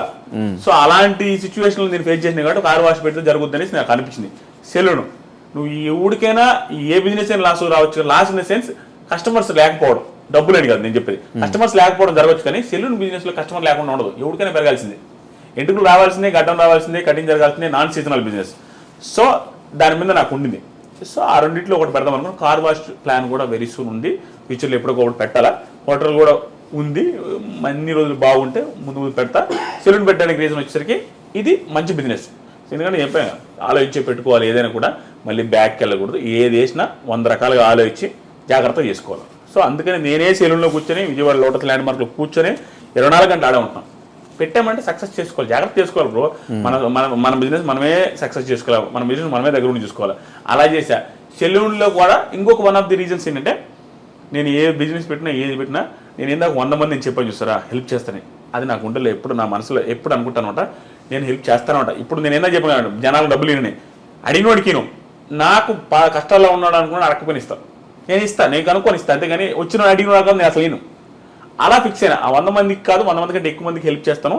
ఇక్కడ సెలూన్ వల్ల ఇప్పుడు నేను ప్రస్తుతానికి ఒక 17 నుంచి 18 మందికి ఆల్రెడీ లైఫ్ ఏంటంటే నేను పెట్టుకోగానే లైఫ్ మారిపోద్ది అంటారా వడాలని అనుకోవచ్చు. నేను ఎంప్లాయ్మెంట్ ఇచ్చానంటే లైఫే కదా బ్రో. సో 17-18 మందికి ఆల్రెడీ ఇచ్చాను. నా చుట్టుపక్కల ఉన్న వాళ్ళకి అందరికి ఆల్రెడీ ఇచ్చానని చాలా మందికి తెలుసు, వాళ్ళకి తెలుసది.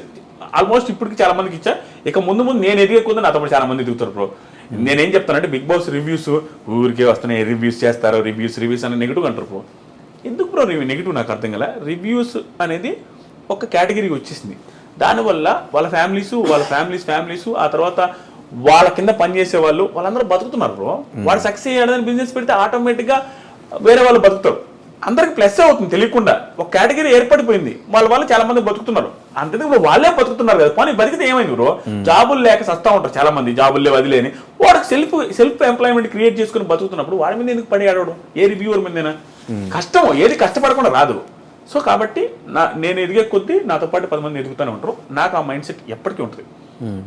కానీ ఎప్పుడన్నా రివ్యూవర్స్కి అందరు డబ్బులు ఆఫర్ చేస్తారు, మీరు ఎవరి గురించి పాజిటివ్గా మాట్లాడారంటే వీళ్ళు డబ్బులు ఇచ్చుంటారు, వాళ్ళ గురించి తిట్టారంటే వీళ్ళు డబ్బులు ఇచ్చుంటారు అన్న మాటలను వినిపిస్తుంటాయి కదా. ఎప్పుడన్నా అలాంటి ఆఫర్స్ వచ్చినాయి? ఆఫర్స్ వచ్చాయి. నేను అసలు కేర్ చేయను బ్రో. ఎందుకంటే జెన్యూన్గా నీకు కూడా తెలిసిన బిహేవియర్. నేను అసలు డబ్బులు లెక్కే చేయను. నేనే 10 మందికి ఇస్తుంటాను. నాకు ఒకటి ఇస్తానంటే ఇప్పుడు ఒకటికి ఇగో హట్ అవుతా బ్రో.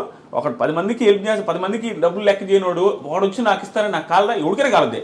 ఈడే నాకు ఇచ్చిందని నేను అట్లా చాలా ఒక 2-3 చెప్పి నేనే నీకు ఇస్తానన్నది కూడా ఉంది. అంటే కాలద్ది అంటే డబ్బులు ఇస్తే అంత చీప్గా కనపడుతున్నాం మనం అని. ఎందుకంటే ఎవరు డబ్బులు ఇస్తే మనం ఎన్ని రోజులను పొగుడుతాం బ్రో. అక్కడ విషయం లేకుండా పొగిడితే నీ ఫ్యూచర్ నీ లైఫ్ ఇది. ఛానల్ ఎత్తేసి పోతావా? మన ఐ డ్రీమ్ ఛానల్లో ఒక డబ్బులు ఇస్తే వాడిని పొగిడితే కూర్చుంటారు. ఛానల్లో ఏముంటుంది ఇక అట్లా ఉండదు కదా. ఏదైతే అనిపిస్తుందో అది చెప్తేనే నీకు ఫ్యూచర్ ఉంటుంది. ఆడిచ్చే 20,000కి కంటెస్టెంట్కి ఎంత వస్తుంది బ్రో? పాపం వాళ్ళు ఎంత కెరీర్ ఇప్పుడు బిగ్ బాస్కి వెళ్తున్నారంటే కెరీర్ సెట్ కాని వాళ్ళు వెళ్తారు మోస్ట్లీ. అలాంటి వాడు డబ్బులు ఇచ్చి ఎంత ఇచ్చి కొంటాడంతే. ఒకటో ఎపిసోడ్లో పొగుడతాం, 100 ఎపిసోడ్లో పొగడగలుగుతామా? సో కరెక్ట్గా ఏ ఎపిసోడ్లో నెగిటివ్ చేస్తే వాడు అడగడా డబ్బులు తీసుకున్నావు నెగిటివ్ చేస్తామని? వాడికి ఏం సమాధానం చెప్పాలా? అది ఇంపాసిబుల్. ఎవరికి డబ్బులు ఇవ్వరు, ఏ రివ్యూలు డబ్బులు తీసుకొని రివ్యూ చేయరు. కానీ పర్సెప్షన్ వేరు ఉంటుంది. బిగ్ బాస్ షోనే 100 మంది 100 రకాలుగా కనపడుతుంది కాబట్టి ఆదిరెడ్డికి ఒక రకంగా కనపడుతుంది, దిస్ ఈజ్ ఫనీకి ఒక రకంగా కనపడుతుంది. కాబట్టి ఒక్కొక్కరు ఒక్కొక్క యాంగిల్ చెప్తారు. అంతకుమించి ఏమి లే. జనాలేమో తిడతారు బ్రో, జనాలకు కూడా వేరే యాంగిల్ కనపడింది కాబట్టి మనం తిడతారు. తిట్టడం అంటే అది క్రిటిసైజ్ చేస్తారు, అది తప్పు ఏం లేదు. కానీ కొంతమంది పర్సనల్గా వెళ్ళి తిడతారు. నన్ను తిట్టడమే కాదు కంటెస్టెంట్స్ కానీ పర్సనల్గా తిట్టే మూర్ఖులు ఇంక వాళ్ళు సైకోలు అంతే. మొన్న ఏదో కారు అద్దాల బాల్ ఉంటారు చూడండి ప్రశాంత్ పేరు మీద చెప్పి, అలాంటి సైకోలు ఎలాగైతే ఉంటారో వేరే వాళ్ళ ఫ్యామిలీస్ని తిడతారు బ్రో. ఒక నేను అమ్మాయిని తిట్టేటప్పుడు అడిగి వాళ్ళ అమ్మ గుర్తొస్తే ఎందుకు తిడతారు బ్రో? నేను ఎవ్వరిని తిట్టాను బ్రో. ఎందుకు తెలుసా? నాకు మా అమ్మ అన్న మా నాన్న అంటే ఇష్టం. ఎందుకు నేను వాడిని అమ్మ నా బూతులు నేను తిట్టానంటే ఆ రిటర్న్ ఖచ్చితంగా మా అమ్మని తిట్టదు. మా అమ్మని ఎందుకు తిట్టించుకోవాలి బ్రో? నాకు ఆ ఫీలింగ్ ఉంటుంది, ఆ ఎదలకు ఉండదు. పర్సనల్గా నేను నా లైఫ్లో ఎవరిని ఏమన్నా బ్రో, ఆఫ్ స్క్రీన్ అన్ను ఆన్ స్క్రీన్ వీడియోలు కూడా అన్నాను. ఎందుకంటే నాకు ఇష్టం ఉండదు బిగ్ బాస్ రివ్యూస్ అయితే.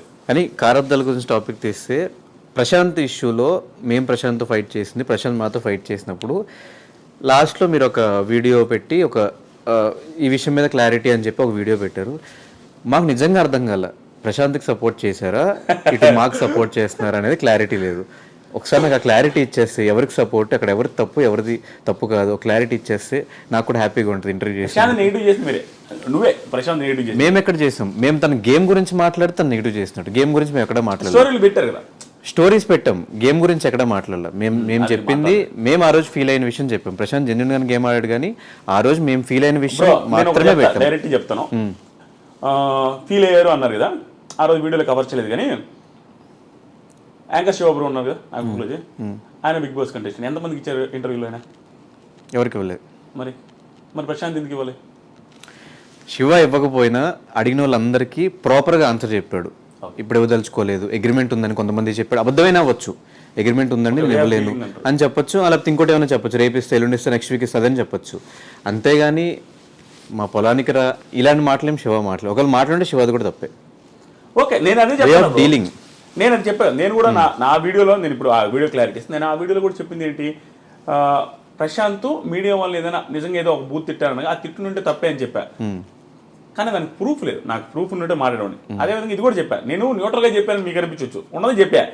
నీతో ఉన్న పరిచయానికి శివబ్రోతో ఉన్న పరిచయానికి వీళ్ళిద్దరు అంత ఓవర్ చేసి అంత చేసే మెంటాలిటీ కాదు. ఎందుకంటే నేను కూడా ఇంటర్వ్యూలో నేను ఏం చేయలేదు, ఈవెన్ యాంకర్ శివ కూడా అడిగాడు, నేను ఏం చేయలేదు. ఆయన మైండ్ సెట్ ముఖం మీద అట్లా అంటాడు, కానీ మరి గ్రడ్జ్ పెట్టుకుని ఒక ఇంటర్వ్యూ కోసం చేసి అంత చీప్ మెంటాలిటీ కదా. ఎందుకంటే 2-3 సార్లు కలిసాను, నాకు తెలుసు. అదే చెప్పిన, ఉన్నది చెప్పినా కాబట్టి మీకు అనిపించలే Dhanush waste candidate, Shiva waste candidate అంటే మీకు బాగా అనిపించేది రివ్యూ. కానీ అది కాదు, కానీ నాకు ఆ వీడియో పర్టికులర్ ఆ వీడియో చూసిన తర్వాత ఆదిరెడ్డి ఏమన్నా రివ్యూస్ కూడా న్యూట్రల్గా చెప్తాడా, అటు కర్ర విరగకూడదు పాము చావకూడదు అనే సామెతని ఏమన్నా బాగా పట్టుకుని ఉన్నాడా అని ఒక అనిపించింది. నిజమేనా? అది నిజం కాదు బ్రో. ఏంటంటే ఎవరవుదన్నా కాదన్నా అంటే నేను ఓవర్గా చెప్పుకునేది ఏం లేదు. నేను అసలు ఎప్పుడు చెప్పుకోను. నేను ఎప్పుడైనా నా దగ్గర టాలెంట్ లేదని చెప్తాను, నాకంటే బాగా రివ్యూస్ చెప్పుకోవాలని చెప్తాను. కానీ నా అదృష్టం కొద్దీ జనాలు అభిమానిస్తున్నారు కాబట్టి టాప్ రివ్యూ ఛానల్ ఎక్కువ వ్యూస్ వచ్చేది మందే. సో నా రివ్యూస్ని అందరూ చూస్తుంటారు కాబట్టి ఏది మిస్ చేసినా నన్ను వేసుకుంటారు. అది తెలుసు కాబట్టి నేను ఏది మిస్ చేయను. అది ఏది మిస్ చేయకుండా చెబుతున్నప్పుడు ఏమనిపిస్తుంది అంటే అన్ని యాంగిల్స్ కవర్ చేయడం వల్ల న్యూట్రల్ అనిపిస్తుంది. ప్లస్ కర్రా విరగదు పాము జావదన్న ఫీలింగ్ వస్తుంది. దానికి నేను ఏం చేయమంటారు, నేను అన్ని యాంగిల్స్ కవర్ చేస్తా, రెండు వైపులా మాట్లాడతా. సో ఓవరాల్గా ఈ సీజన్ 7 రివ్యూస్ ఎలా అనిపించినాయి బ్రో? మొత్తం డ్రామా, మొత్తం బిగ్ బాస్ అయ్యేంత వరకు ఒక డ్రామా, అయిన తర్వాత ఇంకో డ్రామా. అదే అడదాం అనుకున్నా బ్రో. నాకు రివ్యూస్ వచ్చారు బ్రో. సింపుల్గా ఈ 6 సంవత్సరాల రివ్యూస్ 6 సీజన్ రివ్యూస్కి నాకు వచ్చింది 3 లక్షల సబ్స్క్రైబర్లు. అయితే ఈ సీజన్గా 3 లక్షల కంటే ఎక్కువ వచ్చారు సబ్స్క్రైబర్లు. ఈ 6 సీజన్స్ మొత్తం మీద వచ్చిన డబ్బులకి ఈ సీజన్ అంత డబ్బులు వచ్చినాయి. ఒక్క స్టేట్మెంట్స్ చెప్పినాయి. అది చాలా హ్యాపీ నాకు. దాని వరకు అంతే స్ట్రగుల్ ఉంది, అంతే కష్టం ఉంది. అది అంత పక్కన పెడితే మీరు అడిగారు చూసారా డ్రామా అని, సీజన్ మొత్తం మీద జరిగింది గుర్తుండదు ఎవరికి. ఈ డ్రామా లైఫ్ లాంగ్ గుర్తుండిపోద్ది. ఏదైతే ఆ drama in the sense Prashanth ఏదో చేసిన డ్రామా అని కాదు, ఆ సిచ్యువేషన్ డ్రామా అంటున్నా. ఆ పోలీసులది కానీ, ఆ కేసు కానీ, ఆ హంగామా కానీ, సోషల్ మీడియాలో హైప్ అయింది కానీ, అది అందరికీ గుర్తుండిపోద్ది. ప్రశాంత్ వాళ్ళ ఫ్యామిలీకి జీవితాంతం అది గుర్తుంటుంది, చూసే ప్రేక్షకులకు గుర్తుంటుంది. కానీ ఏంటంటే అది ప్రశాంత్కి పాజిటివ్ ఎవరు నా దృష్టిలో. ఎందుకంటే ఎవరికైనా కనీసం అనిపించేది ఏంది, ఏం మర్డర్ చేశారంటారు పాపం, తప్పే. అది తప్పు, పోలీసులు